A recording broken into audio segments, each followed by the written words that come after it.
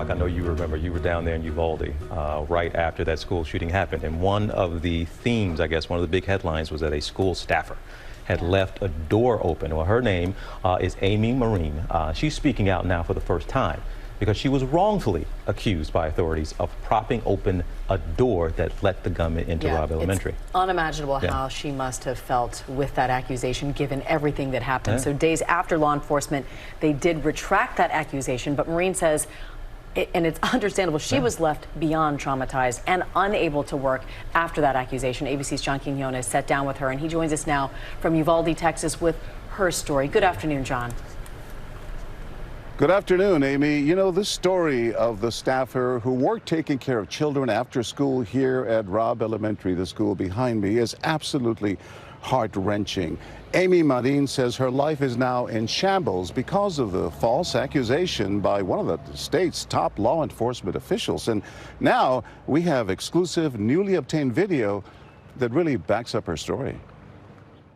It was just days after a gunman killed 21 in a Uvalde elementary school that Texas police said this. We know from video evidence, 11/27, the exterior door where we knew the shooter entered was propped open by a teacher. But this morning, that woman, a school staffer, Emilia Marin, speaking for the first time, says those words from law enforcement vilified her to her own community. He said a teacher left the door propped open. And I looked at my daughter and I said, that's a lie. Did you hear anything about what they were saying about you? I did. People saying she needs to be fired for what she did, leaving the door open. But I know what I did. Just a few days later, the Texas Department of Public Safety retracted the statement, admitting that Marin had closed the door, but that it didn't lock automatically like it was supposed to. Now, video footage from the school, newly obtained by ABC News and still not released to the public, shows that Marin, in fact, did what she was supposed to do when she spotted the gunman crash the car and approached school grounds with a rifle. We asked her to start from the beginning. Can you tell me what you're doing there? I'm rolling the cart out because I'm going to go meet my coworker outside. I'm running in to get my phone. Because the crash happened already. And you're calling 911 yes. to get help? Mm-hmm. My first thought was somebody had a heart attack because he was coming like 80 miles an hour.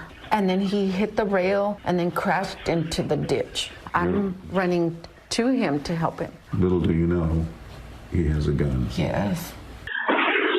Marin kicks the rock away that was holding the door open. As I'm running back, I tell her, he's got a gun, he's shooting. The kids were playing outside in the playground over here, and I see them running and screaming.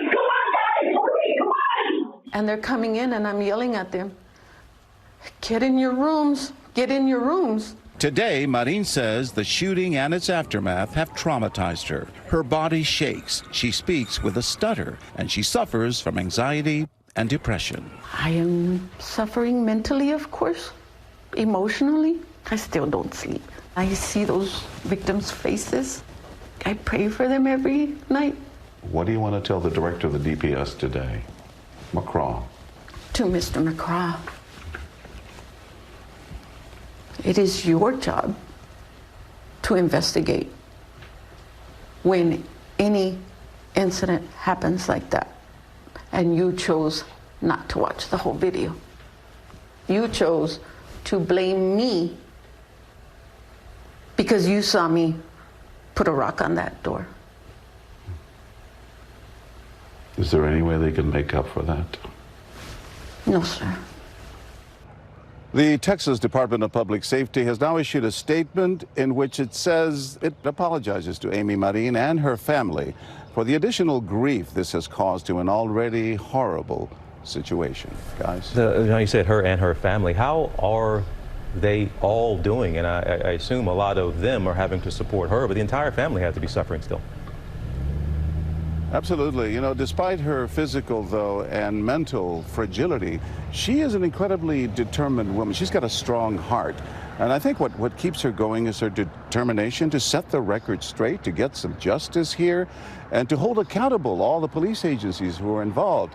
And she says her 2 daughters keep her going and 7 grandchildren. She wants to be a good example for them. And John, in terms of her physical condition now, what have doctors told her about the shaking that she's experiencing?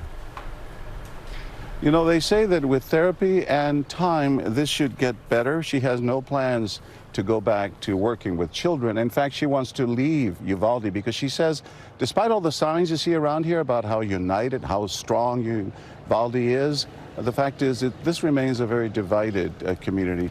Well, ABC News correspondent John Quinones, I know you have been following the story from the very beginning. You've been following up. You've been continuing to cover all of the aftermath of this horrific event. So thank you for that. Sure, absolutely. And for more stories from Uvalde, be sure to check out Uvalde 365, an ABC News series focusing on the impacted Texas community and how it forges on in the shadow of tragedy. You can catch this on all ABC News platforms. And up next, right here on GMA3, we're going to switch gears and we're going to talk about the health benefits of movement as you age. Yeah, particularly talking about aging with grace and to stay happy doing it. And we're going to get the secret to that from a 99-year-old who is setting quite the example. Stay with us here on GMA3, folks. We're right back. Well, hey there, GMA fans. Robin Roberts here. Thanks for checking out our YouTube channel. Lots of great stuff here. So go on, click the subscribe button right over here to get more of awesome videos and content from GMA every day, anytime. We thank you for watching, and we'll see you in the morning on GMA.